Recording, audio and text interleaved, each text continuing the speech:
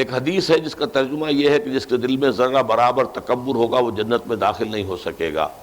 انسان کئی بار ایسی کیفیت میں مبتلا ہوتا ہے کہ فخر دل میں آ جاتا ہے، یا اس سے بچنے کے لیے کیا تدبیر کی جائے، براہ کرم نصیحت فرمائیں۔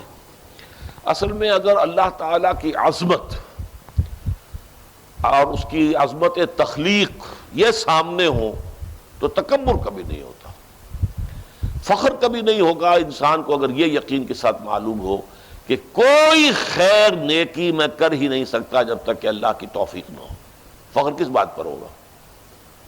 اگر مجھے کچھ دیا ہے تو اللہ نے دیا ہے، فخر کس بات پر ہوگا؟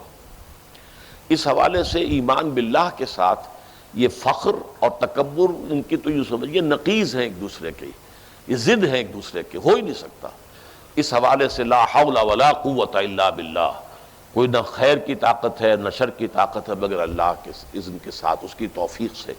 ان چیزوں سے خود بخود جو ہے وہ ازالہ ہوتا چلا جاتا ہے تکبر کا، اور واقعتاً تکبر ایسی بری شے ہے کہ اللہ تعالیٰ نے فرمایا ہے کہ الکبر ردائی، یہ جو کبر ہے، تکبر، یہ تو میری چادر ہے۔ جو شخص تکبر کرتا ہے وہ ایسے گویا کہ میرے کندھے سے میری چادر گھسیٹ رہا ہے۔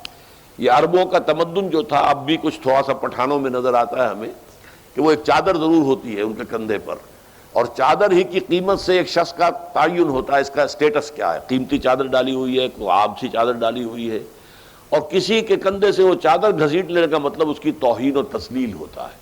تو اللہ نے وہ الفاظ استعمال کیے ہیں کہ یہ تو میری چادر ہے۔